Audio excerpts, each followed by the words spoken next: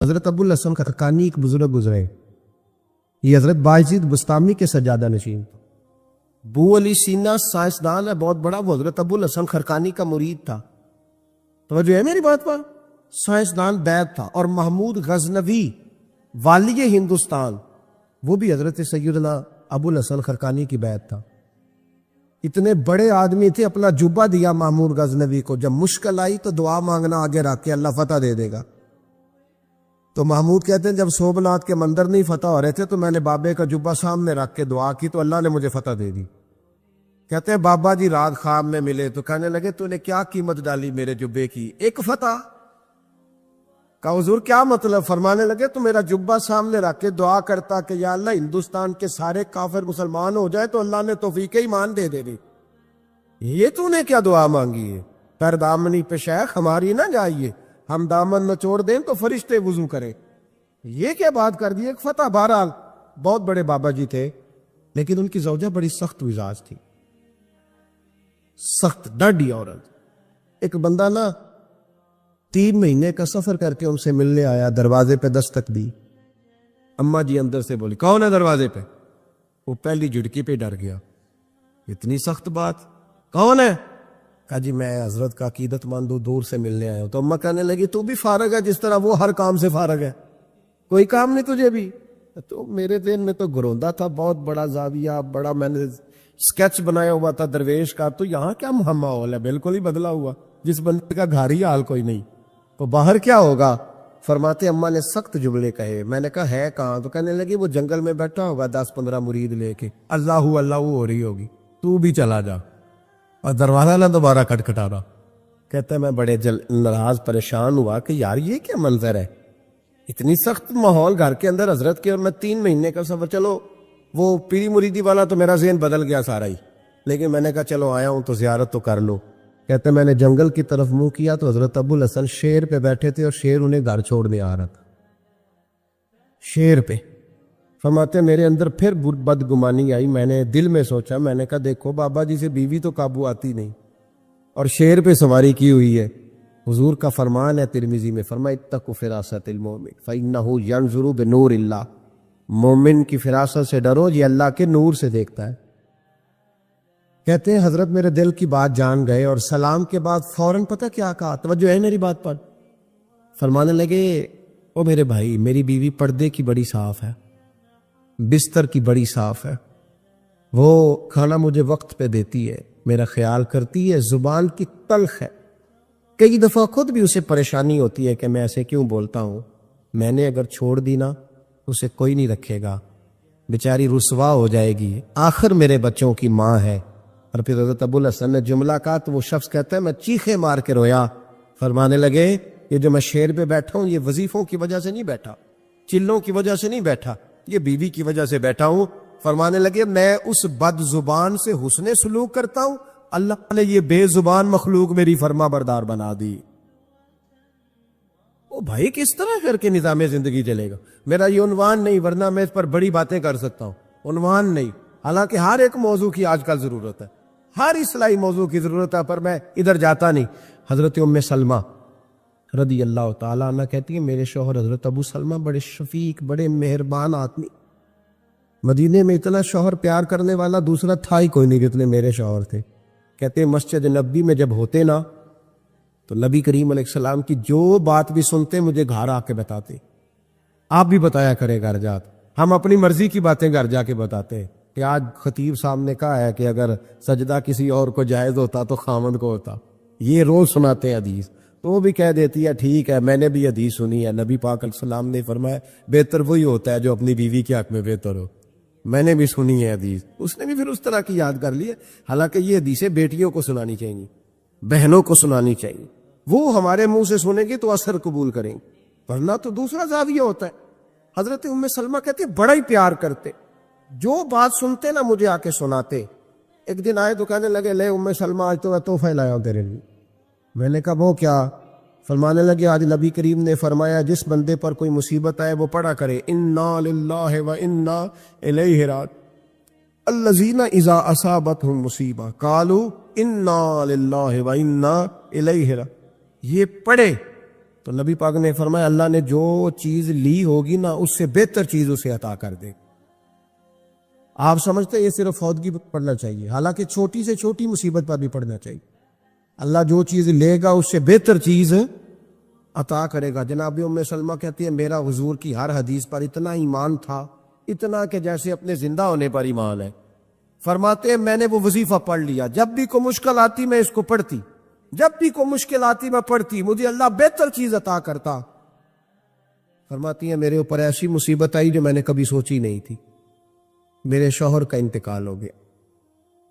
میں نے پڑھا انا للہ و انا الیہ راجعون، لیکن فرماتی ہیں اب یقین بھی کامل تھا، یہ بخاری میں ہے، یقین بھی کامل تھا، پر سوچتی تھی ابو سلمہ سے زیادہ مہربان شوہر کیسے ملے گا.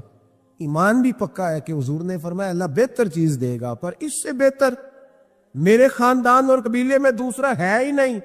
فرماتی کئی دن ساری عدت اسی پریشانی میں گزر گئی کہ میرا تو ایمان پکا ہے کہ اللہ بہتر چیز دے گا، تو ابو سلمہ سے بہتر شوہر کیسے مل سکتا. کہتی عدت گزری تو پھر مجھے پتا چلا کہ مصطفیٰ کے ہر فرمان میں حقیقت ہے. خود نبی کریم نے فرمایا کہ ام سلمہ میں تیرے ساتھ نکاح کرنا چاہتا ہوں. فرماتی ہے میں رو پڑی، میں نے کہا میں تو کہتی تھی ابو سلمہ سے اچھا شوہر کیسے ملے گا، رب نے مجھے ساری کائنات سے اچھا شوہر عطا کر دی.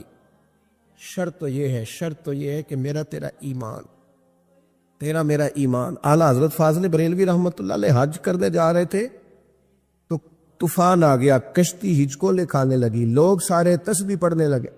آپ تو ہمیشہ پڑھا کرتے تھے درود و سلام، و تسبیح پڑھ رہے. اعلیٰ حضرت سے کہنے لگے بابا جی دعا کرا دیں. آپ فرمانے لگے ذکر فکر کرو پر انشاءاللہ تعالیٰ یہ دریا یہ کشتی ڈوبے گی نہیں، یہ کنارے تک جائے گی.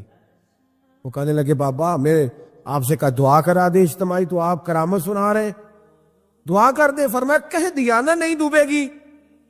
اب لوگ تھوڑے سے ناراض ہوئے، تھوڑی دیر گزری تو طوفان واقعی تھم گیا. اب وہ لوگ آہستہ آہستہ پریشان ہونے لگے. اعلیٰ حضرت کے قریب جا کہنے لگے حضور بے ادبی ہو گئی.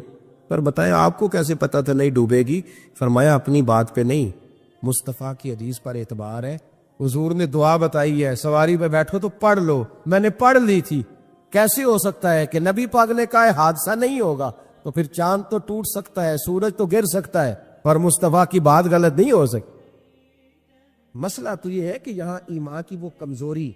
حضرت عائشہ صدیقہ رضی اللہ تعالیٰ عنہ فرماتی ہیں ایک عورت تھی اور اسے نبی پاک صلی اللہ تعالیٰ علیہ وسلم نے وہ کلمہ پڑھ کے مسلمان ہوئی، مدینہ طیبہ آ گئی، تو حضور نے مسجد نبوی شریف میں اس کے لیے مکان، ایک سادہ سا کمرہ ساتھ مسجد کے بنوا دیا، وہیں رہنے لگی. اکثر وہ سیدہ طیبہ کے پاس آتی تو حضرت عائشہ صدیقہ رضی اللہ تعالیٰ عنہ فرماتی ہیں وہ بڑی باتیں سناتی اور آخر میں کہتی وہ ہار والا دن بھی بڑا عجیب دن تھا اور میرے رب کی قدرتوں کا دن تھا، وہ بھی بڑا عجیب دن تھا. سیدہ عائشہ صدیقہ رضی اللہ تعالیٰ عنہ ایک دن فرمانے لگی کہ تو ہار والے دن کا بڑا ذکر کرتی ہے، وہ کیا دن تھا؟ تو خاتون کہنے لگی اماں جی وہ دن تھا جب میرے رب پر بھروسہ اور مضبوط ہو گیا، جس دن میرا اپنے رب پر توکل اور بڑھا، میرے ایمان میں یقین میں اور پختگی آئی. کہنے لگی میں ایک گھر کی کنیز تھی، نوکرانی تھی، اس گھر میں ایک بچی تھی جس کے پاس سونے چاندی ہیرے جواہرات کا ہار تھا. اس زمانے میں چمڑے کے اوپر لوگ ہیرے جواہرات لگاتے تھے، کئی دفعہ سرخ رنگ کے چمڑے پہ لگائے جاتے تھے.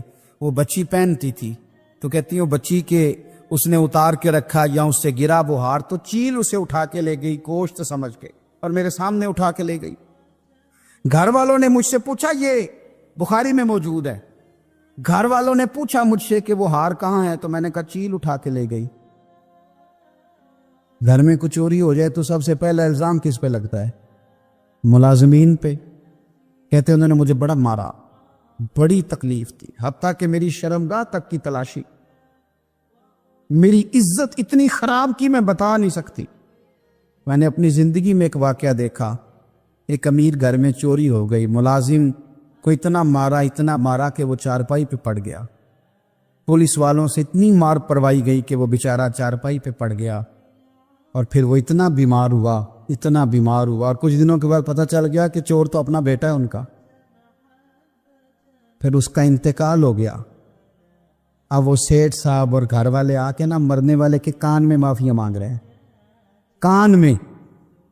تو میں نے ان سے پھر کہا تھا کہ یہ تو اب چلا گیا ہے، تمہارا زور چلتا تھا نا، تو تم نے قانون خریدا اور تم نے اسے جتنا ہو سکا تم نے اسے مار پڑوائی، تمہارے پاس جو عدالتیں تھیں تم نے وہاں کاروائی کی، اب ایک عدالت قیامت کے دن لگے گی۔ یہ کمزور تھا نا، کچھ کر نہیں سکا۔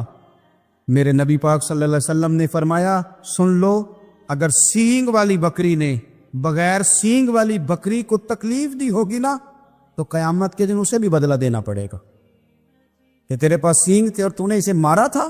وہ خاتون عرض کرتی ہے سیدہ عائشہ کی خدمت میں کہ مجھے بڑا مارا، مجھے تکلیف دی، میں کہہ رہی تھی کہ میرے سامنے چیل لے گئی ہے پر وہ نہیں مان رہے تھے، اماں جی انہوں نے مجھے بڑا مارا۔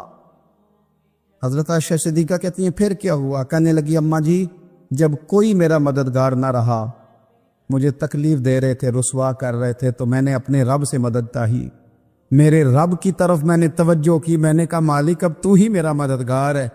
کہتی ہے وہ مجھے مار رہے تھے تو وہ چیل جو ہار لے گئی تھی وہی لے کے واپس آ گئی، اور ہمارے سروں کے قریب لا کے اس نے جب اس ہار کو پھینکا، وہ مجھے چھوڑ کے سائیڈ پہ ہوئے، وہ میری بے گناہی جان گئے، لیکن آپ کو بتاؤں اس دن سے میرا اپنے رب پر یقین اور بڑھ گیا۔ مجھے سمجھ آ گئی کہ جب انسان پورا ٹوٹ جاتا ہے اور جب کوئی چاروں جانب اس کا مددگار نہیں ہوتا تو رب تو ہوتا ہے نا، اللہ تو اس کا مددگار ہوتا ہے نا، وہ تو پھر اپنے اس بندے کی مدد کرتا ہے نا، پھر وہ تو توانائی دیتا ہے نا، وہ تنہا نہیں چھوڑتا۔ اورنگزیب عالمگیر رحمت اللہ تعالی علیہ ہندوستان کے بادشاہ تھے، خواجہ معین الدین اجمیری رحمت اللہ علیہ کے مزار پہ حاضری دینے گئے، گویا دنیا کا بادشاہ دین و دنیا کے بادشاہ کے مزار پہ حاضری دینے گیا۔ حضرت اورنگزیب عالمگیر مزار پہ گئے تو دیکھا ایک اندھا بیٹھا ہے، اور ساج سور کے سارے فقیر بیٹھ جایا کرتے تھے، اندھا بیٹھا، کہنے لگا بابا دے دو، بابا دے دو، 20 سال سے بیٹھا ہوں خواجہ اجمیری کے دربار پہ آنکھیں نہیں ملتی، اندھا ہوں کچھ دے دو۔ اورنگزیب عالمگیر سرانے کھڑے ہو کے کہنے لگے اچھا 20 سال سے بیٹھا ہے کوئی نہیں مل رہی؟ کہا نہیں مل رہی۔ فرمانے لگے 2 سپاہیوں کے اس کے سر پہ کھڑے ہو جاؤ تلواریں لے کے، میں جا رہا ہوں اندر حضرت اجمیری کے مزار پہ حاضری دینے، 21 سال ہو گئے اس کو آنکھیں نہیں مل رہی، اس سے تو حضرت خواجہ اجمیری ناراض ہے، اس کو دیتے ہی کچھ نہیں، اس کے سرانے کھڑے ہو جاؤ، اگر میرے آنے تک میرے واپس آنے تک ٹھیک ہو گیا تو صحیح، ورنہ میں اس کی گردن کاٹ دوں گا، اس سے تو ناراض ہے، 21 سال ہو گئے میلی کچھ نہیں رہا، اور یہ خواجہ اجمیر کا آستانہ ہے جہاں سے کبھی خالی کوئی نہیں گیا۔ کہنے لگے اس سے ناراض ہے بابا، میں واپس آؤں گا تو اس کی گردن اڑا دوں گا۔ یہ کہہ کے اورنگزیب عالمگیر اندر گئے، وہ اندھا پیچھے سے کہنے لگا یا اللہ آنکھیں تلے کوئی نہیں تھی، اب تو گلا بھی کٹنے لگا ہے، خواجہ صاحب مہربانی کرو، اللہ خواجہ صاحب کے صدقے فضل پر ماں۔ رونے لگا، چلانے لگا، وہ سپاہی کہتے ہیں اس نے اتنی منت کی کہ ہم بھی رونے لگے۔ تھوڑی دیر کے بعد اورنگزیب عالمگیر واپس آئے تو اندھا زور زور سے بولنے لگا، کہنے لگا بادشاہ میری آنکھیں صحیح ہو گئی ہے، مجھے اللہ نے معاف کر دیا ہے، خواجہ اجمیری نے عطا کر دی ہے، رب نے میری غلطیاں بخش دی ہیں، دیکھو میں ٹھیک ہو گیا ہوں۔ اورنگزیب عالمگیر نے تاریخی جملہ کہا خواجہ صاحب کے مزار پہ کھڑے ہو کے، کہنے لگے او ظالموں، آج کے ظالموں صوفیاء کو بدنام کرتے ہو، بدبختوں ان لوگوں پر الزام کرتے ہو، ان کے دروازے سے بھی کبھی کوئی خالی جا سکتا ہے؟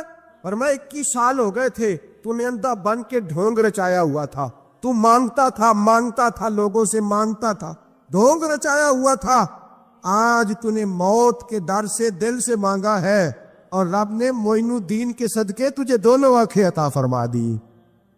ڈھونگ نہ رچاؤ، دل سے آؤ، دل سے آؤ۔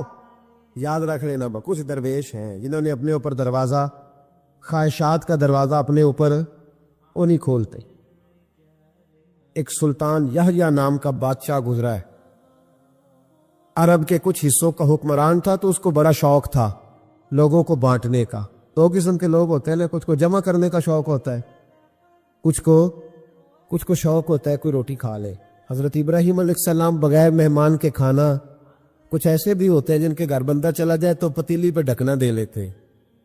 اپنا اپنا فرق ہے نا جی، ہر آدمی کا اپنا اپنا ذوق ہے، منت کرتے ہیں کسی کی۔ مجھے بڑی بات پسند ہے شیخ سعدی کی، قرضے لے لے کے مہمان نوازی کرتے تھے۔ ایک دن سارے مقروض کٹھے ہو گئے, کہنے لگے بابے پیسے دے. بابا جی کہتے ہیں وہ پیسے مانگ رہے ہیں, مجھے ٹینشن ہے کہ انہوں نے کھوایا کچھ نہیں, مجھے پریشانی لگی. ایک بچہ وہ چیز بیچ رہا تھا, وہ کھیل مرندہ نہیں بیچتے بچے, وہ بیچ رہا تھا تو آ گیا, تو کہنے لگا لینی ہے, تو بابا جی کہنے لگے میرے مہمانوں کو کھلا دے ساری. بچہ بھی راضی ہو گیا کہ سارا اکٹھا ہی گاہک مل گیا ہے, تو سارا جب کھلا دیا کہنے لگا پیسے, تو شیخ سعدی فرمانے لگے تو بھی بیٹھ جا, یہ سارے پیسے لینے آئے ہوئے ہیں, بیٹھ جا, ان کے پیسے انہیں ملیں گے تو تجھے بھی. تو بچہ رو پڑا, رویا, کہنے لگا میں تو یتیم ہوں, 4 بہنیں چھوڑ کے آیا, اماں کی دوائی بھی لے کے جانی, مجھے تو پیسے چاہیے. بچہ رویا تو شیخ سعدی کا ایک مرید آیا, اس نے لا کے نظر پیش کی کہ حضور یہ نذرانہ ہے. 400 دینار لایا, تو حضرت سعدی نے سب کو دیے, بچے کو بھی دیے, سب لوگ چلے گئے. تو ان قرض لینے والوں میں سے ایک بندہ سمجھدار تھا, حضرت سعدی کے پاس آ کے کہنے لگا بابا سمجھ نہیں آئی, ہم برسوں سے لینے آ رہے تھے, مل نہیں رہے تھے, کتنے مہینوں سے مانگ رہے ہیں, نہیں مل رہے تھے, آج فٹافٹ مل گئے. تو شیخ سعدی بزرگ تھے نا, تو بزرگوں والی بات کر گئے, کہنے لگے تم میں رونے والا کوئی نہیں تھا نا, پوری مجلس میں ایک بھی رونے والا ہو تو سب کا کام بن جاتا ہے. رونے والا عاشق دا کم رونا توڑا, اے بنا رویو نہیں منظوری, بنا رویو نہیں منظوری, تے بنا رویو نہیں منظوری. عاشق سدا ہی ہوندا رہندا, پاویں وصل ہوئے تے پاواں دوری. کا رونے والا ایک آ گیا تو سب کا کام بن گیا. تو کچھ لوگوں کا شوق ہوتا, بادشاہ کو, سلطان یا عرب کے کچھ حصوں کا بادشاہ کا شوق بڑا تھا لوگوں کو کھلانے پلانے کا, بڑا شوقین تھا, بڑا بانٹتا تھا, اور کئی دفعہ معاذ اللہ اس پر فخر بھی کرتا تھا جو نہیں کرتا, تکبر سے بھی کہتا تھا بڑی جائیدادیں آؤ جس نے لینا ہے, تکبر بھی کرتا تھا معاذ اللہ جو نہیں کرنا چاہیے. ایک دن جامع مسجد کے باہر کھڑے ہو کے نا بانٹنے لگا, کوئی فقیر آیا تو ایک مٹھی بھر کے شرفیاں دے دی, کسی کو سونا دے دیا, کسی کو چاندی دے دی. ایک درویش بابا جی کونے میں بیٹھے ہوئے, اسی کسی دے کچھ بھی نہیں لگ دے, کوئی ضرورت نہیں, کونے میں بیٹھے. آپ یقین کریں, آپ تھوڑا سا رخ ادھر کریں, دنیا پیچھے پیچھے ہو جاتی. اگر آپ پیچھے بھاگیں گے تو آگے دوڑ کے بھاگے. مزاج ہے قوم, کسی کا حال پوچھ لے وہ بگڑ جاتا ہے, کہتا ہے مجھ سے کوئی کام ہوگا تبھی تو پوچھا ہے, اور آپ چپ کر جائے, خاموش ہو جائے. یہ بھی بڑی مصیبت ہے کہ پیار کر لے تو اس کا بھی نقصان دیکھنے میں آتا ہے. کہتے ہیں پتہ نہیں میرے اندر کیا لالچ ہے, کیا خوبی ہے جس وجہ سے مجھ سے اتنی محبت ہو رہی ہے. وہ باپا جی کونے میں توجہ ہی نہیں کی. جب توجہ نہ کی تو سلطان کی توجہ خود بخود ہو گئی.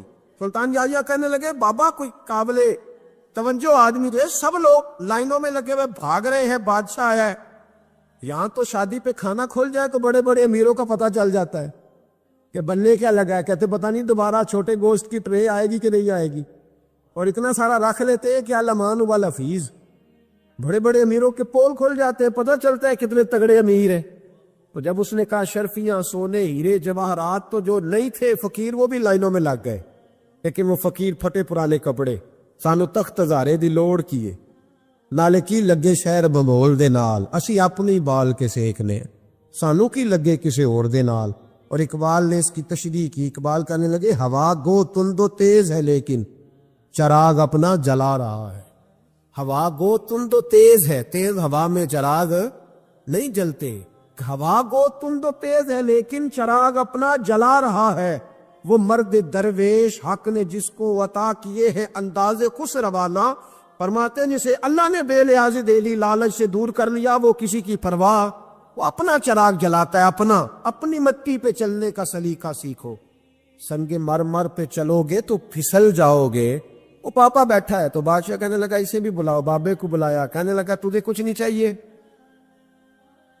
بابا کہنے لگا چاہیے تو بڑا کچھ, پر تجھ سے نہیں چاہیے. کہا کس سے چاہیے؟ فرمایا اس سے چاہیے جو دے کے حساب نہیں پوچھتا, بغیر حساب دیتا ہے, اس سے چاہیے. کہنے لگا نہیں, دروازہ کھلا ہے, تو بھی لے لے. بابا کہنے لگا میں لے تو لوں پر تو دے کچھ نہیں نہ سکتا. بادشاہ کو غصہ آیا, اکڑ تھی, تکبر تھا. کہنے لگا تو کیوں نہیں میں دے سکتا, تو سوال کر. تو بابے نے ساتھ والے فقیر سے لکڑی کا کالا پیالہ پکڑا, ہوتے میں فقیروں کے پاس مانگ, لکڑی کا کالا پیالہ, تو کہا لو دے دو کچھ. اس نے فوری طور پر سونے کی اشرفیاں مٹھی بھری اور لکڑی کے پیالے میں ڈالی. اب جب پیالے میں ڈالی تو کڑ کڑ کی آواز تو آئی, پر پتہ نہیں وہ کدھر گئی ساری اشرفیاں. دوسری مٹھی ڈالی تو پھر کڑ کڑ کی آواز آئی, پر اشرفیاں کدھر گئیں کوئی پتہ نہیں چلا. تیسری، چوتھی، پانچویں، بابے کا پیالہ خالی کا خالی، 2 دفعہ بھی 4 دفعہ بھی۔ یہ بادشاہ لوگ ضدی ہوتے ہیں، مانتے نہیں جلدی، کیونکہ کسی نے بتا دیا ہوتا ہے نا سارا کچھ تم ہی ہو، اڑ جاتے۔ ہاں جو جس منصب پہ بھی بادشاہ ہوتا ہے اڑ جاتا ہے۔ اس نے کہا میں بھی ضدی ہوں، پیالہ بھر کے چھوڑنا ہے۔ ایک بوری منگا لی، دوسری منگا لی، تیسری منگا لی۔ بابا خوش ہے، مطمئن ہے، چلو ڈالو، تم نے کہا تھا ملے گی۔ اب وہ مٹھی ڈالتا، کبھی اشرفیاں، کبھی ہیرے، کبھی چاندی، پر پتہ نہیں کدھر جاتی۔ بالآخر آہستہ آہستہ بیک ہونے لگ گیا۔ وزیر کہنے لگا بادشاہ پیچھے سے بوریاں ختم ہو گئی ہے، اب نہیں منگانے لگے گی، پیچھے کوئی چیز بھی نہیں، ختم ہو گیا سارا کچھ۔ انسان کسی کو کیا دے سکتا ہے؟ کیا ہاں وہ انسان بڑا نوازتے ہیں جن کے پاس خزانے بھی اللہ کے دیے ہوئے ہوتے ہیں، وہ نوازتے ہیں لوگوں، وہ نوازتے۔ کہا تو کیا دے سکتا ہے؟ بادشاہ جب تنگ آ گیا نا بادشاہ، تو گھوڑے سے نیچے اتر آیا اور بابے کے پیروں میں بیٹھ کے کہنے لگا بابا یہ پیالہ ہے کس بلا کا نام؟ نیچے کون سا کنواں ہے کہ جو کنواں جو نیچے گراتا ہی جاتا ہے اور جو بھرتا ہی نہیں ہے؟ تو اب بادشاہ کا ہاتھ رکا تو بابے نے پیالہ چھوڑ دیا، بڑا قیمتی لفظ کہا۔ بابا کہنے لگا بادشاہ یہ انسانی خواہشات کا پیالہ ہے، یہ انسان کی خواہشوں کا پیالہ ہے، یہ لالچ کا پیالہ ہے، یہ کبھی بھر سکتا۔ انسان کبھی کہتا ہے یا اللہ اپنا مکان دے دے، بڑا راضی ہو، اسے اپنا مل جاتا ہے، پھر کہتا ہے نہیں سوسائٹی میں ہونا چاہیے۔ پھر سوسائٹی میں اللہ دیتا ہے تو کہتا ہے 5 مرلے کا چھوٹا ہے۔ اس کے نفس کا پیالہ کبھی بھرتا؟ نبی پاک علیہ السلام نے فرمایا تھا اس خواہش کے پیچھے نہ لگنا جو تمہیں نئی خواہش میں ڈال دے۔ وہ نہیں سمجھ آئی بات کیا، بڑی بات کر دی حضور نے ایک جملے۔ مسند امام احمد بن حنبل میں حدیث ہے، فرمایا اس خواہش کے پیچھے نہ لگنا جو تمہیں ایک نئی خواہش میں ڈال دے، اس کے پیچھے نہ لگنا۔ اور فرمایا اس خواہش کے پیچھے نہ لگنا جو تمہیں بے جا خواہشوں کے پیچھے لگا دے۔ لوگوں کے للے تللے، پریشانیاں، آزمائشیں، لالچ، ہوس، وہ پریشانی وہ اتنی اوڑھنی ہے لوگوں نے کہ دلوں سے تقوی، روحانیت، عبادت، درد، ذوق، شوق ختم ہو گئے۔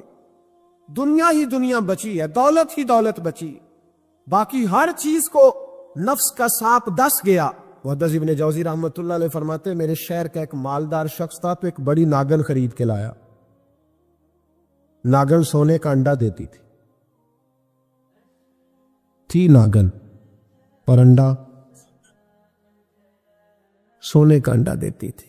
اس کے بال بچوں نے بھی، ایک ہی بیٹا تھا، بیوی تھی، انہوں نے کہا ابا یہ ناگن ہے، اس کا کام دسنا ہے، تو خیال کر۔ کیا کہا تھا حضرت سلطان بہو نے؟ کھارے خوہ کدی مٹھے نہیں تھیندے، پاویں سہ منا گڑ پائیے تے سپاں دے پت کدی نتھ نہیں تیندے، پاویں چولیاں دودھ پیائیے۔ اس کی فطرت میں ڈسنا ہے، تو یہ ڈسے گی، بات ختم ہو گئی۔ کہا نہیں، سونے کا انڈا دیتی ہے۔ رکھ لیا گھر میں، بکری رکھی ہوئی تھی، پالتو بکری، بکری کو ناگن نے ڈس لیا، بکری تڑک کے مر گئی۔ بیوی اور بیٹا کہنے لگے خیال کر، بکری کو ڈس لیا نا اس نے کہا بکری کتنے کی؟ کہا 6 دینار کی۔ سونے کا انڈا کتنے کا؟ 50,000 دینار کا۔ تو کہنے لگا چھوڑو، انڈا تو مل رہا ہے نا، اگرچہ ناگن ہے، انڈا تو آ رہا ہے۔ کچھ دنوں کے بعد گھر میں گھوڑا رکھا تھا، گھوڑے کو ڈس لیا، تڑپ کے مرا گھوڑا۔ اس کو پھر سمجھایا بیوی اور بیٹے نے کہ بس کر دے، یہ ناگن ہے، یہ ڈسے گی۔ اس نے کہا گھوڑا کتنے کا؟ کہا 20 دینار کا۔ تو انڈا کتنے کا؟ 50,000 دینار کا۔ تو چھوڑو گھوڑا، مرنے تو نیا لے آئیں گے۔ اللہ اکبر۔ ایک نوکر گھر میں رکھا تھا جانوروں کو چارہ ڈالنے کو۔ اچانک اس نے چارہ جو اٹھایا تو اندر وہ ناگن بیٹھی تھی، اس نے ہاتھ پہ ڈسا، غریب نے چیخیں ماری، چیخیں، پر غریبوں کی چیخیں لوگوں کو سنائی نہیں نہ دیتی، غریبوں کی چیخیں لوگ دروازے بند کر لیتے۔ لوگوں نے اس لیے کالے شیشے لگائے ہیں کاروں کو کہ غریبوں کی چیخیں نہ دکھائی دے نہ سنائی دے۔ ناگن میں ڈسا، چیخنے لگا نوکر، لیکن غریب کا خون بھی سستا ہوتا ہے نا، اس کا سارا وجود زہر سے پھٹ گیا۔ لیکن مالک کو ترس نہ آیا، کہنے لگا نیا ملازم آ جائے گا۔ اب بیوی اور بیٹے نے پیروں میں بیٹھ کے سمجھایا کہ بس کر دے، اس کو چھوڑ دے کہیں یا مار ڈال، یہ ناگن ہے۔ اس نے کہا پاگل ہو گئے ہو، ابھی سونے کا انڈا دیکھا ہے؟ سونے کا انڈا دیتی ہے۔ وقت گزرنے لگا، چند مہینے سکون کے گزرے، لوگ بات بھول گئے۔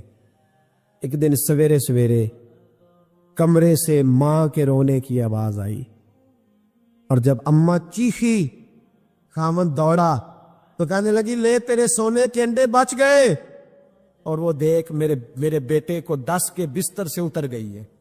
وہ دیکھ میرا اکلوتا بیٹا۔ ابھی بیٹے کو اٹھا کے طبیب کے پاس لے جانے ہی لگے تھے، وہ اپنے گھر کے دروازے تک پہنچا تھا کہ جناب اسرائیل پہلے تشریف لے آئے۔ اب جب واپس آیا، بیٹے کا جنازہ بڑا مشکل ہے باپ کے لیے اٹھانا، بڑا مشکل ہے، بڑا مشکل۔ رونے لگا، چیخنے لگا۔ ایک بیٹا وہ بھی پردہ کر گیا۔ جنازہ اٹھا، لوگ اس کو دفن کرنے کے لیے نکلے تو ماں نے بھی سارا سامان سمیٹا، ماں نے بھی۔ واپس آ کے کہنے لگا تو کہاں جا رہی ہے؟ کہنے لگی اس ویڑے میں، اس صحن میں میرے بیٹے کی موت ہوئی، یہاں سونے کے انڈے بچے پر میرا بیٹا نہیں بچا، میں نے اس آنگن کو کیا کرنا ہے؟ اس میں سونا تو پڑا ہو پر بیٹا ماں پکارنے والا ہو ہی کوئی نہ۔ میری تو ساری آرزویں اجڑ گئی، تیرے لالچ نے ہر چیز تباہ کر دی۔ کہنے لگا میں اسے مار ڈالوں گا، نکال دوں گا، اب کیا فائدہ؟ تو ختم ہو گئی بات۔ بے قدرا کچھ قدر نہ جاتی، کیتی خوب تسلی ہو، دنیا دار پجاری زر دے، کتیاں دے گل ٹلی ہو، اب کیا فائدہ؟ بی بی نکلی تو شخص چوک میں آیا، ڈنڈا لیا، ناگن کو مارا۔ اور ابن جوزی فرماتے ہیں وہ پاگلوں کی زندگی بسر کرتا تھا، اس کے دائیں بائیں سونے کے انڈوں کا ڈھیر لگا ہوتا تھا، اور وہ لوگوں کو کہا کرتا تھا میرے جیسے لالچی نہ بننا، میرے پاس نہ بیوی بچی، نہ بچے بچے، نہ گھر بچا، نہ کوئی وفادار بچا۔ حاجی کہ نا کسی نے جوتے چوری کر لیا، اور قیمتی جوتے تھے۔ اب شاید آپ کو تو یہ بات ویسے ہی، زیادہ تر شہر میں رہنے والے لوگ ہیں، ہم جو دیہاتی لوگ تھے نا، ہم سائی دے کے جوتا بنواتے تھے۔ عقیدہ سے میں سائی دے کے جوتی بنوائی، سائی دے کے جوتا بنواتے تھے تو بڑا پیارا لگتا تھا۔ وہ جوتا چوری ہو گیا تو لوگوں نے آپ سے کہا کہ حضور وہ تو جوتا چوری کوئی لے گیا آپ کا، تو حضرت نے فوراً جو لفظ کہے وہ شکر مانگوانا۔ یہ بھی ہو سکتا تھا دیکھو جی لوگ کتنے چور ہو گئے، کتنے ظالم ہو گئے، خیال ہی نہیں کرتے، بزرگوں کا بھی خیال نہیں کرتے، کسی کا حیا ہی نہیں رہا، فلان ہو گیا فلان، یہ ساری باتیں ہو سکتی تھی نا۔ لیکن اس نے یہ ذرا شکوے اور شکر میں فرق دیکھے کیا ہے۔ حضرت نے سادی سے کہا جناب جوتا چوری ہو گیا، تو فرمانے لگے الحمدللہ، شکر ہے جوتے ہی چرائے ہیں، کہیں پیر تو نہیں نہ چرا کے لے گیا ہے، پیر سلامت ہیں، کو جوتے اور بھی آئی جائیں گے، جوتے ہی گئے، پیر تو نہیں نہ گئے۔ تو شکر والی زندگی اپنائیں، شکوے سے باہر آنا۔ ہمارے شکوے ہی نہیں، ہماری جان چھوڑتے۔ حضرت عیسیٰ علیہ السلام گزر رہے تھے تو ایک شخص زمین پہ لیٹا ہوا ہے، دونوں ہاتھ کٹے ہوئے ہیں، دونوں پیر کٹے ہوئے ہیں، دونوں آنکھوں سے نابینا۔ یہ میں نے کہہ دیا، آپ نے سن لیا، لیکن ایک انگلی کٹ جائے تو ساری زندگی روتے گزر جاتی ہے، او جی دیکھو جی میں معذور ہو گیا۔ دونوں ہاتھ کوئی نہیں، دونوں پیر کوئی نہیں، دونوں آنکھیں کدھر دیکھو جوانوں، ہاتھ کوئی نہیں، پیر کوئی نہیں، آنکھیں کوئی نہیں، لیکن جے سونا ہی میرے دکھ وچ راضی تے پھر سکھ نو چلے ڈاواں۔ اور درویش کہنے لگے دکھ قبول محمد بخشا، اوے راضی رہن پیارے، راضی رہن پیارے۔ ہاتھ کوئی نہیں، پیر کوئی نہیں، آنکھیں کوئی نہیں، بندہ زمین پہ لیٹا ہے اور کہتا ہے یا اللہ تیرا شکر ہے، یا اللہ تیرا شکر۔ حضرت عیسیٰ گزر رہے تھے، لوگ وہاں جمع ہیں، اس کی حالت یہ دیکھے۔ میں نے کہا پھر غور کرو کیا خیر، یعنی دونوں ہاتھ کٹ جائیں، ایک منٹ کے لیے سوچو، پیر کٹ جائیں، آنکھیں دونوں چلی جائیں، دنیا کا کوئی رنگ نظر نہ آئے، اور بندہ کہے یا اللہ تیرا شکر ہے، یا اللہ تیرا۔ حضرت عیسیٰ علیہ السلام نے جب لوگوں کو دیکھا نا کہ حیرت سے دیکھ رہے ہیں اس کی طرف، تو حضرت روح اللہ علیہ السلام اس بندے کے قریب گئے اور دست شفقت پھیر کے کہنے لگے لوگوں کے دلوں میں تیرے لیے ایک سوال ہے، ہاتھ تیرے کوئی نہیں، پیر تیرے کوئی نہیں، آنکھیں تیری کوئی نہیں، تو شکر کس بات کا؟ پتہ کیا کہا اس شخص نے؟ عرض کرنے لگا حضور آنکھیں کوئی نہیں، پیر کوئی نہیں، ہاتھ کوئی نہیں، پر رب کا شکر ہے اس نے مجھے ایمان تو عطا فرمایا ہے۔ یہاں کوئی پوری آنکھوں کے ساتھ بھی بے ایمان ہے، کئی پورے وجود کے ساتھ بھی گستاخ ہے، کئی پوری نعمتوں کے ساتھ بھی نالائق ہے۔ میرا وجود پورا نہیں، پر شکر ہے اللہ کا، اس دل میں رب کو بھی بسائے ہوئے ہوں، رب کے رسول کو بھی بسائے ہوئے۔ یہ شکر ہے کہ سینے میں جو ایمان ہے، دل ہے وہ ایمانداروں جیسا ہے۔ مجھے صحیح بتانا، صحیح دل پہ ہاتھ رکھ کے، بیٹا ملنے پہ مٹھائی بانٹی، نئے مکان پر مٹھائی بانٹی، نئی نوکری ملی تو تحفے بانٹے، صحیح بتانا۔ کبھی 2 نفل اسی لیے پڑھے ہیں کہ یا اللہ تیرا شکر ہے تو نے ہمیں رسول اللہ کا غلام بنایا ہے، تو نے زندگی میں اس نعمت کو سمجھا ہی نہیں کہ تیری شان کتنی ہے، تجھے پتہ ہی نہیں کہ صرف حضور کی نسبت کی برکت سے تیرا چہرہ قیامت کے دن 14ویں کے رات کی طرح چمکے گا۔ تو کہتا پیسے کوئی نہیں تو رونے لگ گیا، میرے پاس گھر کوئی نہیں تو رونے لگ گیا، تجھے پتہ ہے تیرے پاس کون سی نعمت ہے؟ پڑھے امام راضی کہتے ہیں نبی دعا کرتے رہے، نبی پیغمبر اللہ کے نبی، یا اللہ ہمیں اپنے محبوب کی امت میں شامل فرما۔ تجھے بن مانگے یہ نعمت ملی ہے، تو نے کبھی کبھی نہیں سوچا کہ میں چلو ایک رات اس لیے صرف عبادت میں گزار دوں کہ اللہ نے مجھے رسول اللہ کا غلام بنایا، اپنی زندگی شکر والی بنائی، اپنا مزاج شکر والا بنا۔ صبح و شام مدینے والے کی بات کرنا، آ میرے دل آمنہ کے لال کی باتیں کرے، چہرہ بشمس کے جلال کی باتیں کہ میں نے کہا کہ ہم لوگ اس لیے وہ نعمت اگر ہمیں محسوس ہونا کہ ہم مسلمان ہیں، مومن ہیں، اور یہ وہ والی شان ہے جو کروڑوں دے کے نہیں خریدی جا سکتا، لیکن مزاج ہی نہیں شکر والا، طبیعت ہی نہیں۔ سیدہ طیبہ طاہرہ حضرت عائشہ صدیقہ رضی اللہ تعالی عنہا، آپ دیکھیں حضور نے یہ بھی فرمایا ہے، فرمایا سارے نبی ستائے گئے اور میں سب سے زیادہ ستایا۔ دکھ ہر وقت رہے، ایسا نہیں کہ تکلیف نہیں، بولے نہیں جی سنے بس بات سمیٹنے لگا ہوں میں، ایسا نہیں کہ تکلیف نہیں آئی۔ مکے کے 13 سال آپ دیکھ لیں کس طرح کفار نے ستایا، مدینہ طیبہ میں حضور آ گئے تو کبھی بدر میں تلواریں، کبھی احد میں، کبھی خندق میں، کبھی کہیں کہیں، کبھی کہیں، اور کبھی کافروں کے حملے، کبھی منافقین کی سازشیں، سارا کچھ حضور نے فیس کیا۔ لیکن حضرت عائشہ صدیقہ رضی اللہ تعالیٰ عنہ فرماتی ہے کہ رات کا وقت ہوتا نا، یہ صحیح مسلم میں موجود ہے، تو حضور نماز کی نیت باندھ لے، اور اتنا نماز پڑھتے، اتنا پڑھتے، اتنا پڑھتے کہ مقدس قدموں میں ورم آ جاتا۔ روٹی کماتے سارے تھکے ہوں گے، دنیا داری جمع کرتے کئی لوگ تھکے ہوں گے، لیکن کبھی بتاؤ عبادت کرتے ابھی تھکے ہیں؟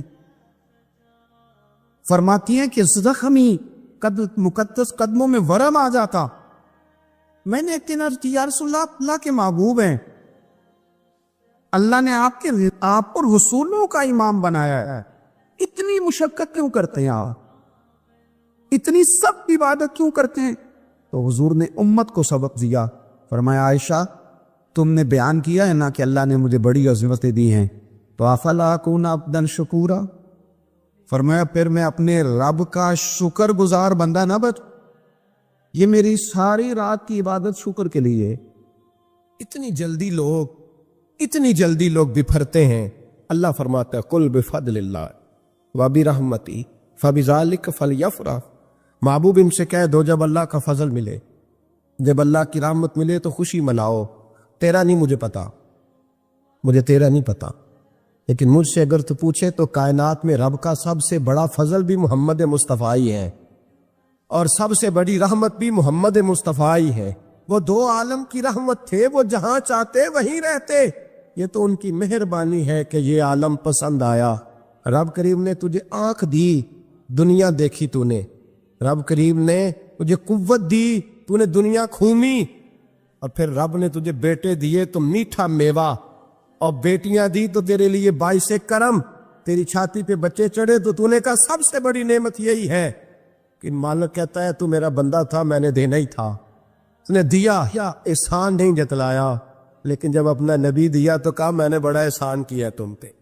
لقد من اللہ علی المؤمنین اذ بعث فیہم رسولا، میں نے تم پر احسان کیا ہے۔ کون دیتا ہے کسی کو محبوب اپنا؟ نہ جانے رب نے یہ کیسے گوارا کیا۔ لقد من اللہ علی المؤمنین اذ بعث فیہم رسولا. اتنا بڑا فضل، اتنا بڑا فضل، فضل بھی حضور.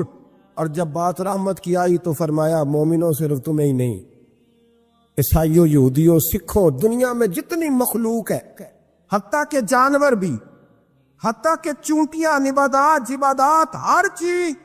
یا اللہ تو نے کیا دیا؟ فرمایا وما ارسلناک الا رحمتا للعالمین. میں جس کا رب ہوں ان سب کے لیے میں نے اپنے نبی کو رحمت بنا کے بھیج دیا ہے.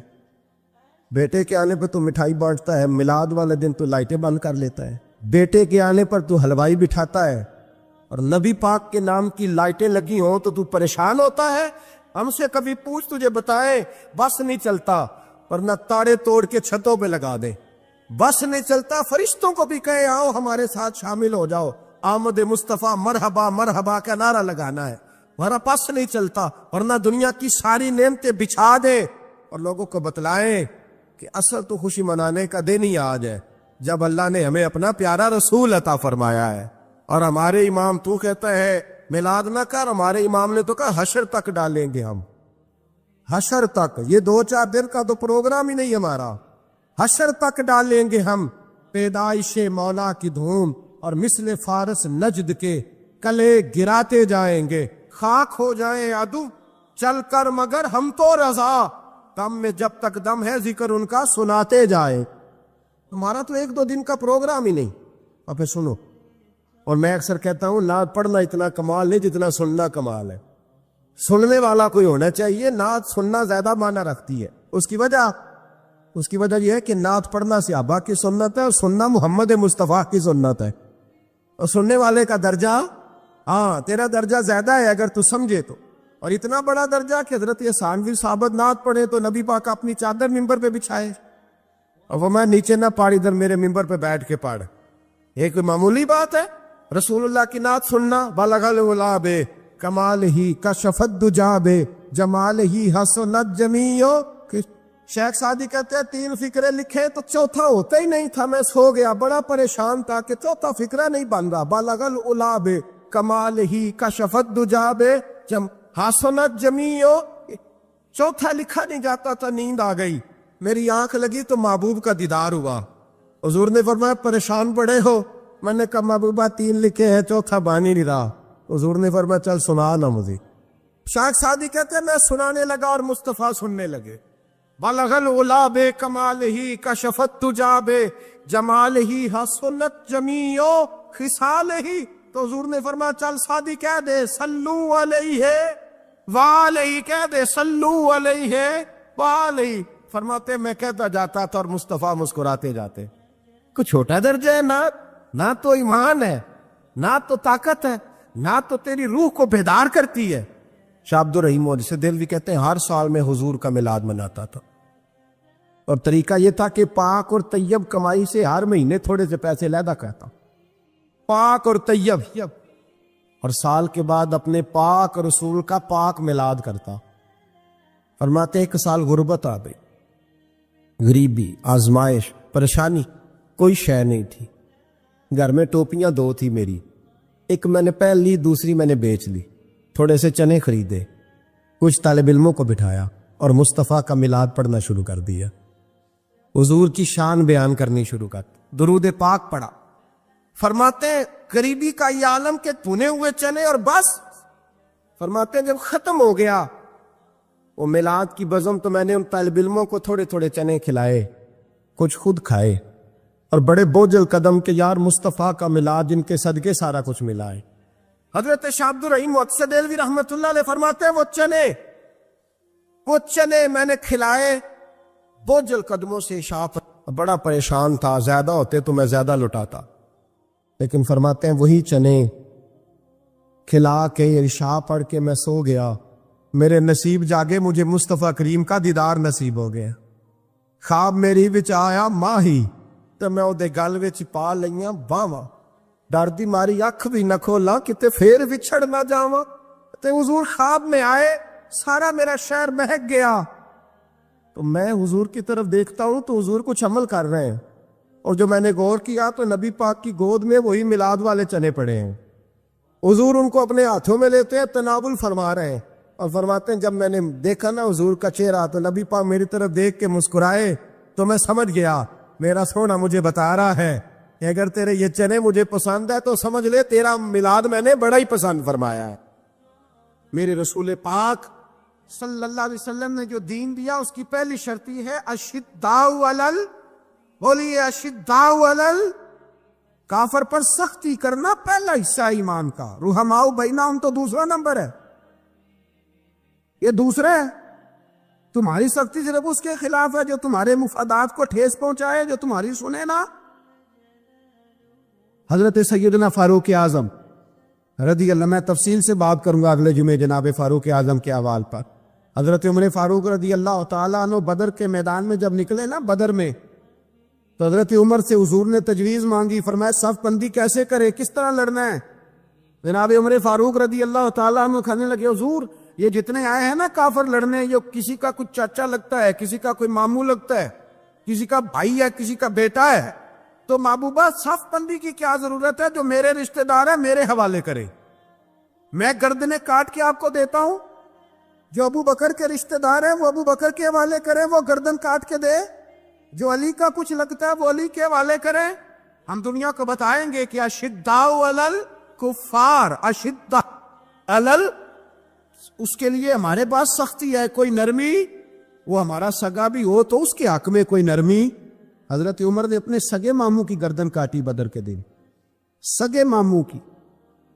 حضرت ابو عبیدہ بن جراح، سنو، اسلام امن کا درس دیتا ہے، محبت کا درس دیتا ہے، بھائی اسلام ہی تو امن کا درس دیتا ہے، پر جڑی بوٹی کاٹنا بد امنی نہیں ہوتا، ظالم کا ہاتھ پکڑنا بد امنی، اور امن والے اور ہوتے ہیں بزدل، ان دونوں میں فرق ہوتا ہے۔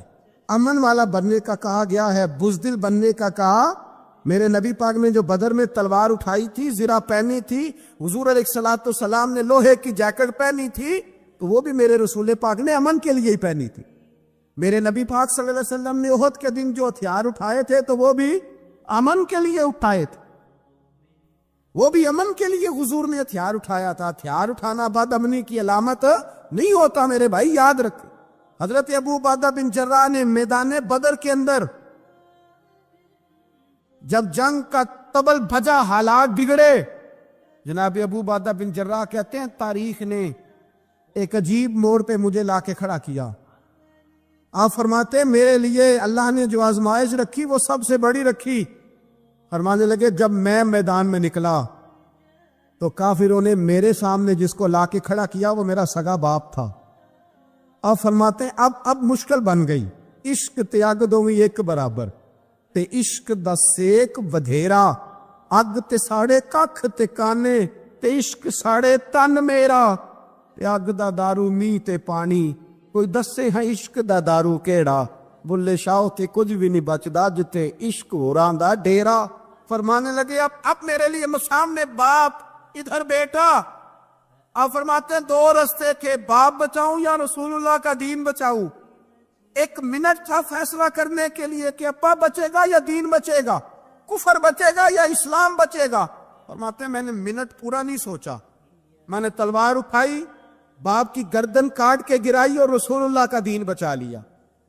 باپ کی گردن کٹ کے گری اور نبی پاک کا دین بچ گیا، بچا لیا رسول اللہ کا دین۔ حضرت عمر نے ماموں کو مارا۔ حضرت مصعب ابن عمیر کہتے ہیں تاریخ مجھے بھی لا کے کھڑا کرتی ہے بدر کے میدان میں، تو کفر کا لبادہ اوڑھ کے جب سامنے آیا تو وہ میرا سگا بھائی تھا۔ سگا بھائی، ہزاروں قومیں وجود میں آئیں دہر میں خشک و تر کے رشتے سے، پر ہم نے بنیاد دوستی رکھی یاد خیر البشر کے رشتے سے۔ سگا بھائی کفر کا نمائندہ بن کے سامنے کھڑا ہوا۔ مجھے اکٹھے کھیلنا بھی یاد تھا، مجھے ایک برتن میں روٹی کھانا بھی یاد تھا، ایک ماں سے لوریاں سننا بھی یاد تھا۔ فرماتے ہیں یہ سارا کچھ یاد تھا، پر اسلام کے حق میں دیا ہوا خطبہ جو محمد عربی نے دیا تھا وہ بھی مجھے یاد تھا، مجھے رسول اللہ کی بتائی ہوئی باتیں بھی۔ فرماتے ہیں میں سارا کچھ بھول گیا، پر مجھے اپنے رسول کا پڑھایا ہوا سبق نہیں بولا، وہ مجھے یاد رہا۔ میں نے پھر سگے بھائی کی گردن کاٹی اور میں نے وہ گردن کاٹ کے حضور کے پاس پیش کی اور میں نے دنیا کو بتایا کہ ہمارے لیے اصل وہ ہے جو ہمارے رسول ہمیں حکم ارشاد فرماتے. یہ رشتے ہمارے لیے اصل ہمارے لیے اچھے تعلقات ہیں. کون سے اچھے تعلقات؟ کون سے اچھے تعلقات؟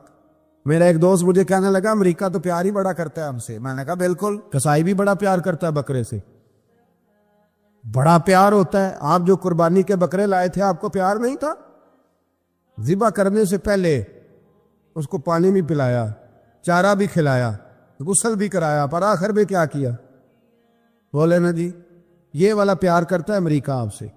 دیتا ہے کبھی کبھی پیسے، کوئی شک نہیں اس میں. وہ کہتا ہے وہاں زلزلہ آیا ہے تو اتنے لاکھ ڈالر دیتا ہوں، فلاں آیا. لیکن وہ والا پیار جو کسائی بکرے سے کرتا ہے، کہتا ہے جب موقع آئے گا تو میں چھری بھی پھیروں گا. اور اپنے وقت پہ آ کے وہ یہ میری مثال یاد رکھ لینا، امریکہ کا پاکستان سے اور مسلمان سے وہ والا پیار ہے جو بکرے کا کسائی سے اور کسائی کا بکرے سے ہوتا ہے. وہ چارہ ڈالتا ہے، موٹا کر کے ذبح کرتا ہے، پتلا ذبح کرنے میں اسے لذت نہیں آتی. او بھائی یاد رکھو حضرت ابو بکر صدیق رضی اللہ تعالیٰ عنہ، عرب کے لوگ جب جنگ کرتے تھے تو ایک ہاتھ میں ڈھال پکڑتے تھے، ایک ہاتھ میں تلوار پکڑتے تھے، لوہے کی ڈھال. جب دشمن حملہ کرتا تھا تو ڈھال آگے کرتے تھے. وہ کئی دفعہ ٹکرا کے ڈھال سے تلوار گر جاتی تھی. حضرت ابو بکر صدیق میدان میں نکلے، بیٹا کافروں کی طرف سے لڑنے آیا، سگا بیٹا. اور میرے مصطفیٰ کریم نے فرمایا اولاد بزدل کر دیتی ہے آدمی کو، پر جب ایمان پختہ ہو تو پھر صحابہ نے اس بزدلی کی بھی پرواہ نہیں کی. سگا بیٹا کافر کی جانب سے آیا، حضرت ابو بکر صدیق نے تلوار سے حملہ کیا، بیٹے نے ڈھال آگے کی. جب صاحبزادے نے ڈھال آگے کی نا تو حضرت ابو بکر کی تلوار لوہے کی ڈھال سے ٹکرائی، تلوار گر گئی. اب حضرت ابو بکر نے ہتے ہو گئے، صاحبزادے نے اٹھائی تلوار. کہتا جب میں مارنے لگا تو خیال آیا گھر تو میرا اجڑے گا نا، باپ تو میرا ہی ہے نا. صاحبزادے کہتے ہیں میں ابو بکر صدیق کو چھوڑ کے چلا گیا. بعد میں مسلمان ہو گئے، کلمہ پڑھ لیا. ایک دن گھر میں بیٹھے تھے تو بات شروع ہو گئی. صاحبزادے کہنے لگے ابا جی وہ یاد ہے نا جب میری ڈھال سے آپ کی تلوار ٹکرائی تھی اور تلوار گر گئی تھی تو میں نے آپ کو باپ سمجھ کے چھوڑ دیا، میرا ہی گھر اجڑنا تھا باپ سمجھ کے. جناب صدیق اکبر رضی اللہ تعالیٰ عنہ صاحب ابن شام نے لکھا ہے کہ اپنی سرین پر 2 دفعہ ہاتھ مارا، 2 دفعہ. کہنے لگے بیٹے تو اس وقت کافر تھا، تو نے مجھے چھوڑ دیا. میں جب واپس پلٹا تھا نا اسی دن اسی لمحے تو میرے دل میں خیال تھا کہ بیٹے نے تو چھوڑ دیا ہے، لیکن اگر بیٹا یوں میری تلوار کے نیچے آتا میں بیٹا سمجھ کے معاف نہ کرتا، کفر کا نمائندہ سمجھ کے قتل کر دیتا. اس لیے کہ میری نظر میں اگر کوئی اہمیت ہے تو رسول اللہ کے فرمان کی اہمیت ہے. باپ بیٹے اولاد کی کوئی اہمیت ہے؟ اشداء علی الکفار، کافر سے نفرت ہی نہیں ہوتی. یہاں تو موج لگ گئی ہے، ایک عام نوجوان سے لے کے عام آدمی سے وزیر اعظم تک کی سوچ یہ ہے کہ رہائش امریکہ میں ہونی چاہیے، لندن میں ہونا چاہیے، بس یہی سوچ ہے. اب تو اللہ تبارک و تعالیٰ معاف کرے جس کے پاس پاسپورٹ ہے لندن کا، یورپ کا، وہ سمجھتا پتہ نہیں میں کون سی بلا ہوں. چھوڑو، کس چکر میں پڑ گئے ہو، کس طرف نکل گئے ہو. صدر صاحب امریکہ کے صدر کے ساتھ فوٹو کھچاتے ہیں تو وہ 2 فٹ اونچا ہو جاتے ہیں. اب بس کرو یار، یہ کمزور لوگوں کی علامت ہے، کمزور لوگوں کی. حضرت عمر فاروق رضی اللہ، مجھے پلٹ کے یاد آتے ہیں سیدنا فاروق اعظم.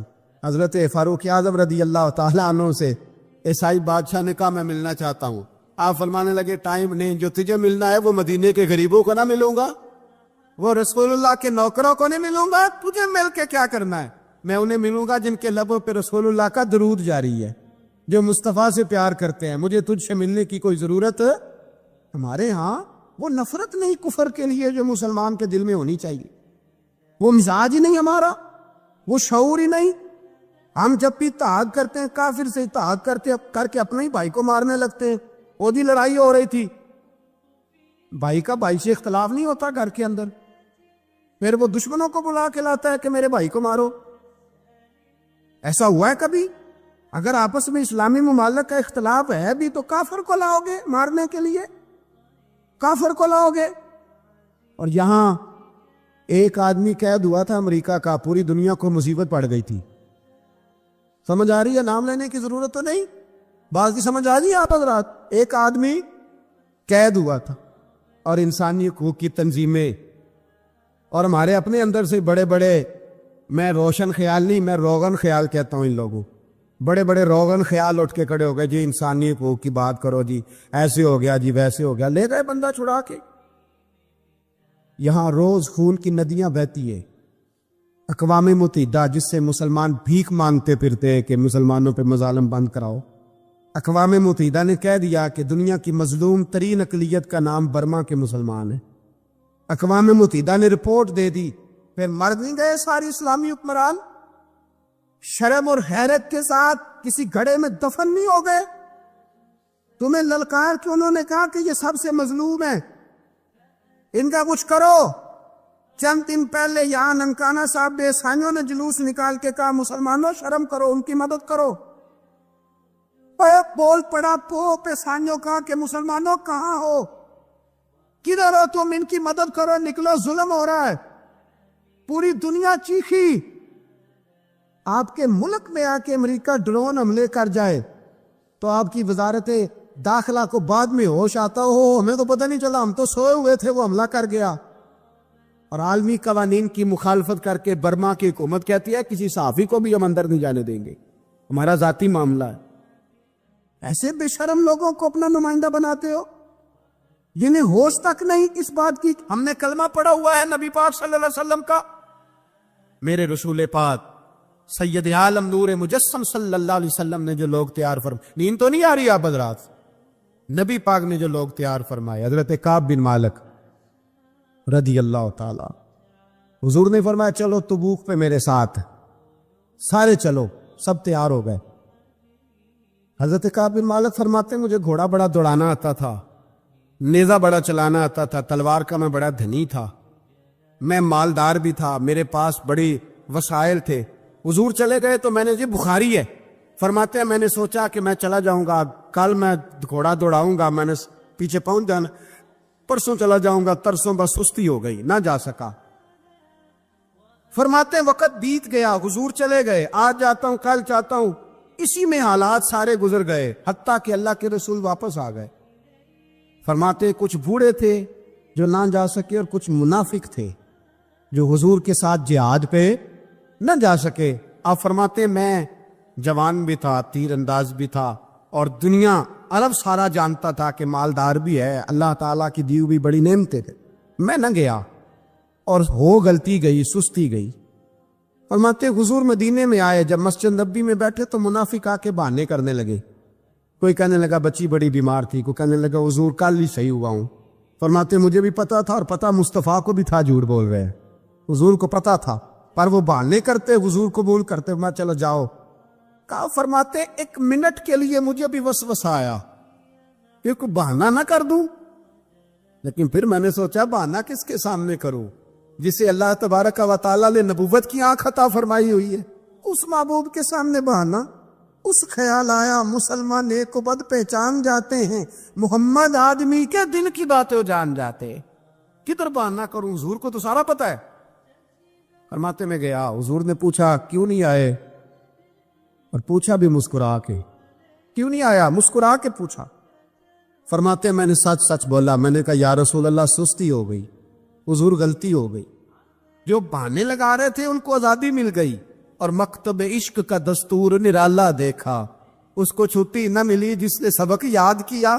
فرماتے ہیں ان کو چھٹی مل گئی، میں نے کہا حضور غلطی ہو گئی، تو نبی پاک نے فرمایا اس سے کوئی بندہ کلام نہ کرے، خبردار میرے ساتھ بھی گفتگو نہ کرنا. حضرت کعب بن مالک فرماتے ہیں میرا چچا زاد بھائی، خالہ زاد بھائی سارے رہتے تھے، میں کسی کو سلام لیتا تو کوئی جواب بھی نہیں دیتا تھا. فرماتے ہیں میں مسجد میں نماز پڑھنے آتا، پر صحابہ کرام کو حضور نے منع کر دیا تو مدینے کی گلیاں بھی ناآشنا ہو گئی. فرماتے ہیں مجھے یوں لگتا تھا کہ مدینے کے در و دیوار بھی مجھ سے کلام نہیں کرتے، میں وہاں دعا منگیا کرو سنگیو کتے مرشد نہ رس جاؤ بے، اے جنہاں دے پیر رس جاندے او جیوندے ہی مرے رہندے. کہا اس طرح لگا کہ جیسے حالات بگڑ گئے سارے میرے حق میں، آپ فرماتے ہیں میں مسجد میں آ کے بیٹھتا تو جب مجھے پتا تھا میں جب آنکھیں ادھر کرتا تو حضور مجھے دیکھتے، اور جب میں نبی پاک کو دیکھتا تو حضور چہرہ پھیر لیتے۔ بول پڑے خواجہ غلام فرید صاحب، کہنے لگے میں ویکھاں تے میرا یار نہ ویکھے، جی میں نہ ویکھاں تو ویکھے، ایڈے نصیب کتھوں تتڑی دے او میرے وچ ویکھن دے ویکھے، غلام فریدا او بوے یار دے مریے فامے ویکھے یا نہ ویکھے۔ آپ فرماتے میں سید عالم صلی اللہ علیہ وسلم کو دیکھتا تو حضور رخ انور پھیر لیتے۔ حضرت کعب بن مالک رضی اللہ تعالیٰ عنہ فرماتے کہ حضور کا حکم آیا کہ بیوی کو علیحدہ کر دو۔ بار پہلے کوئی نہیں بات کرتا، اب کہا بیوی کو علیحدہ کر دو، تو میں نے کہا حضور طلاق دے دوں؟ فرمایا نہیں میکے بھیج دو، طلاق نہیں دینی۔ فرماتے ہیں بال بچہ بھی چلا گیا، نہ گھر میں کوئی نہ باہر کوئی، تنے تنہا۔ آپ فرماتے ہیں زمانہ جانتا تھا، عرب کے صوبوں میں بات پھیل گئی کہ کعب بن مالک جیسا سردار، مالدار، گھوڑ سوار، تیر انداز، نیزہ باز، اتنا بڑا سیانہ سنجیدہ آدمی جدا کر دیا نبی پاک نے۔ فرماتے ہیں غسان کے عیسائی بادشاہ نے مجھے خط لکھا۔ حضرت کعب فرماتے ہیں بڑی آزمائش تھی پر یہ مصیبت سب سے بڑی تھی۔ غسان کے عیسائی بادشاہ نے خط لکھا، اس کا آدمی مجھے ڈھونڈتا پھرتا مدینے میں، میں ملا تو خط اس نے مجھے دیا۔ خط میں یہ نہیں لکھا تھا کہ کافر ہو جاؤ معاذ اللہ، یہ نہیں لکھا تھا عیسائی ہو جاؤ۔ اس نے خط میں لکھا کہ کعب ہم نے سنا ہے تمہارے نبی نے تمہیں چھوڑ دیا، ناراض ہو گئے، تم تو اس قابل تھے کہ صوبے کے گورنر بنائے جاتے، تم تو بڑے عہدے کے قابل تھے، تمہاری تو شہرت ہے سارے علاقوں میں، تم آ جاؤ ہمارے پاس، ہم تمہیں بہت بڑا عہدہ دے دیں گے۔ حضرت کعب بن مالک فرماتے ہیں اب میری چیخیں نکلی، اب میں تڑپ کے رویا، میں نے وہ اس کا خط پکڑا اور جلتے ہوئے تنور میں ڈالا اور مسجد نبی میں سر سجدے میں رکھ کے میں نے کہا اے اللہ میرا ایمان اتنا ہی مشکوک ہو گیا ہے کہ کافر کہتے ہیں میں ان کے ساتھ مل جاؤں گا۔ اے اللہ میرا ایمان اتنا مشکوک، کافر سمجھنے لگے ہیں کہ میں مسلمانوں کو چھوڑ کے ان سے اتحاد کروں گا۔ یہاں لوگ کہتے ہیں ہم نے پریشر کے لیے ان کو ساتھ ملایا، ہم نے پریشر کے لیے کافر سے سمجھوتا کرو گے، اپنے بھائی پر ظلم کرنے کے لیے بے ایمانوں کے ساتھ دوستی کرو گے۔ حضرت کعب بن مالک فرماتے ہیں میں نے تندور میں ڈالا، میں تڑپ کے رویا، میں نے کہا اے اللہ میرا اتنا امتحان نہ لے کہ کافر سوچنے لگے کہ میں اسے سمجھوتا کروں گا، اے اللہ مہربانی فرما اتنا امتحان نہ لے۔ روتے روتے گھر گیا، سحری تک روتا رہا۔ ایک آدمی دوڑا آیا، کہنے لگا کعب جلدی چل، حضرت جبریل آ گئے ہیں، اللہ نے تیری توبہ قبول فرما لی ہے، رسول پاک نے تجھے یاد فرمایا ہے، چل آ جا۔ حضرت کعب بن مالک فرماتے میں قدموں میں گرا اور میں نے کہا محبوبہ میرا سارا ہی مال لے لے، حضور میری ساری صلاحیتیں لے لے، رکھ لے سارا کچھ، مجھے وہ مال نہیں چاہیے جو آپ کے دروازے سے دور کر دے، حضور وہ دولتیں میرے کس کام کی جو آپ کے دروازے سے دور کر دے، بے نور بے چراغ جو محفل ہو پھونک دو، اعظم بلا سے اپنی وہ ہستی ہی کیوں نہ ہو، جو چیز اس کی راہ میں حائل ہو پھونک دو،